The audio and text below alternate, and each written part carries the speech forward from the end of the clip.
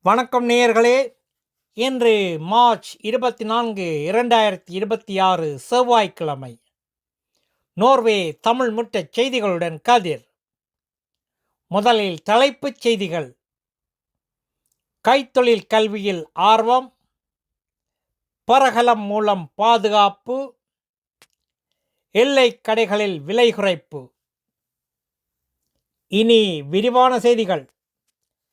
கைத்தொழில் கல்வியில் மாணவர் ஆர்வம்.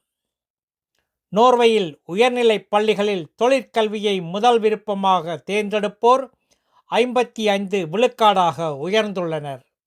மின்சாரம், கணினி தொழில்நுட்ப பிரிவுகளில் ஆர்வம் அதிகம். பரகலம் மூலம் பாதுகாப்பு. நோர்வே பாதுகாப்பு படையில் பரகல துரோன் பயன்பாட்டை அதிகரிக்கும் திட்டம் அறிவிக்கப்பட்டுள்ளது. கண்காணிப்பும் தற்காப்பு திறனும் வலுப்படுத்தப்படுவதுடன் வீரர்களுக்கு சிறப்பு பயிற்சிகளும் வழங்கப்படும். எல்லை கடைகளில் விலை குறைப்பு. ஸ்வீடனில் உணவுப் பொருள்களின் வரி குறைக்கப்படுகிற நிலையில் ஸ்வீனசுண்ட் எல்லை கடைகள் மார்ச் 25 முதல் விலையை முன்கூட்டியே குறைத்துள்ளன. இதனால் தவக்கால பெருவிழா போஸ்கே தேவைகளுக்கான உணவுப் பொருள்கள் குறைந்த விலையில் கிடைக்கின்றன. நல்லது நேயர்களே.